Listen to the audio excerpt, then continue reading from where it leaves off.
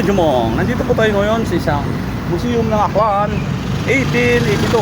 Papasukin po natin ang alamin kung ano ang history ng Aklan. Dito po rin makikita ang kasaysayan ng Aklan. Tara, pasukin po tayo. Tara guys, let's go! Nandito po tayo ngayon sa loob ng museum. Tara, puntahan po natin dito. May nakikita pa po dito.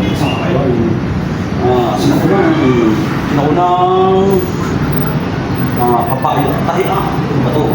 Swimming machine. Ito yung ginagamit ng sa una kapayo. Pero kung kita ito sa lansa ang tawag po sa amin dito. Pero ito po ay the iron corona crown. Tingnan nyo dati, magsinaunang gamit ko eh. Tingnan nyo. Pero meron akong kakaiba dito. Kung sinauna pala, meron nila silang ginagamit na pang DJ. Dito, may pang DJ din. Ito po ang oh my God. Lampun nila. Basta yun na yun. Pang lagyan ng plaka. Pang sound. At ito po ang kanilang radyo. I just want to play all my people, babe. Listen, radio. Ito yung bagong radyo nila. At ito po yung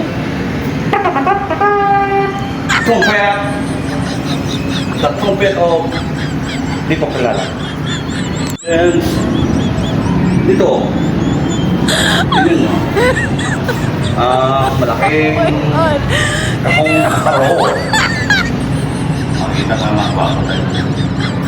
So, pag nakikita pa ng ganitong klase ng aparador, ito po ay talagang antik. At ngayon, ang iyong lingkod, schedule mo, wala pa tayo sa kabundukan, dito mo tayo ngayon sa city. Ang iyong lingkod, ang buhay ay kaysaya. Schedule mo po. Bye!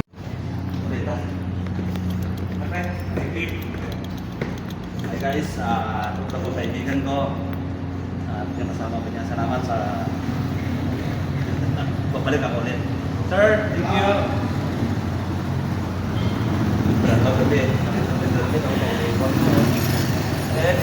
Thank you.